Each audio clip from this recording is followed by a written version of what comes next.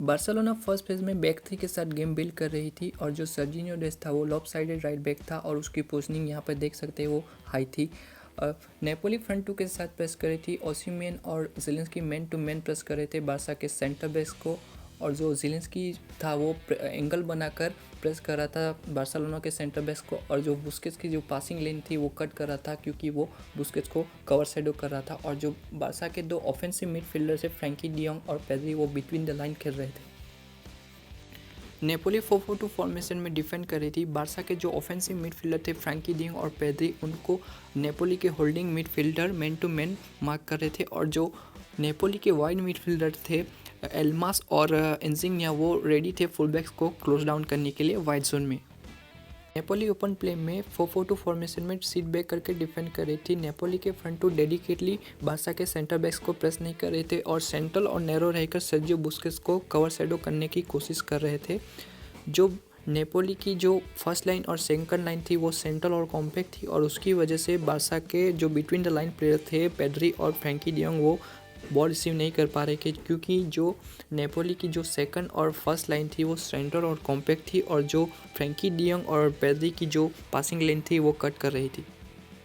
Barça की midfield centrally isolated हो चुकी थी और बारसा ट्राई कर रही थी वाइड जोन से गेम बिल्ड करने की। बारसा के दोनों फुल बैक काफ़ी हाई थे। बारसा के अटैकिंग मिडफील्डर फ्रैंकी डियोंग और पेद्री की पोजीशनिंग काफ़ी हाई थी और बिटवीन द लाइन थे, और बारसा 2-3-5 फॉर्मेशन में अटैक कर रही थी, क्योंकि जो बारसा के फुल बैक थे जो सर्जिनियो डेस्ट और जॉर्डी अल्बा वो बुस्केट्स के साथ मिडफील्ड में अलोंग साइड खेल रहे थे।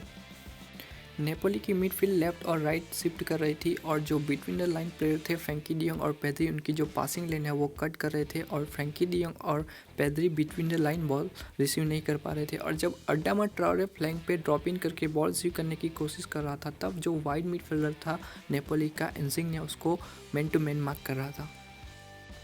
बारसा के अटैकर्स और मिडफील्डर वाइड ड्रॉ हो रहे थे राइट हैंड साइड पे, और नेपोली को फोर्स कर रहे थे डिफेंस और मिडफील्ड को वाइड जोन में डिफेंड करने के लिए, और फार साइड पे फेरान तोरेस फ्री था बॉल रिसीव करने के लिए जब बॉल स्विच होती थी तब।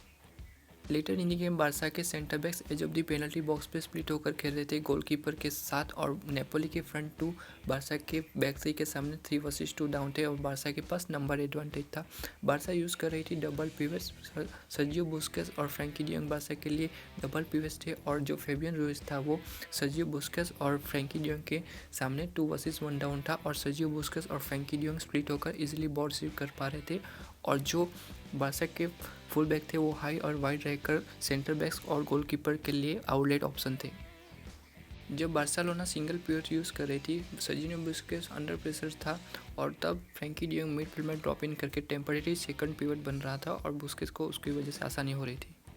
फाइनल थर्ड में अड्डामा ट्राओरे विंग्स पे ड्रॉप इन कर रहा था और फोर्स कर रहा था फुल बैक को हाई डिफेंडिंग करने के लिए, और तब पेद्री मिडफील्ड से वाइड जोन में शिफ्ट कर रहा था, और जो अड्डामा ट्राओरे और फुल बैक था उसके साथ वाइड जोन में ट्राइंगल बना रहा था between the lines. Barcelona first place में नेपोली को 5 वर्सेस 5 हाई प्रेस कर रही थी, और इस तरह की प्रेसिंग बार्सिलोना के लिए बहुत ही इफेक्टिव थी। फ्रैंकी डियोंग और ऑबामेयांग नेपोली के सेंटर बैक्स को, और जो बारसा के विंगर्स थे अड्डामा ट्राओरे और फेरान तोरेस वो फुल बैक को हाई प्रेस कर रहे थे और फोर्स कर रहे थे नेपोली को वाइड जोन में मूव करने के लिए, और नेपोली फोर्स हो रही थी लॉन्ग बॉल या फिर रिस्क्यूल बॉल मिडफील्ड में अटेम्प्ट करने के लिए।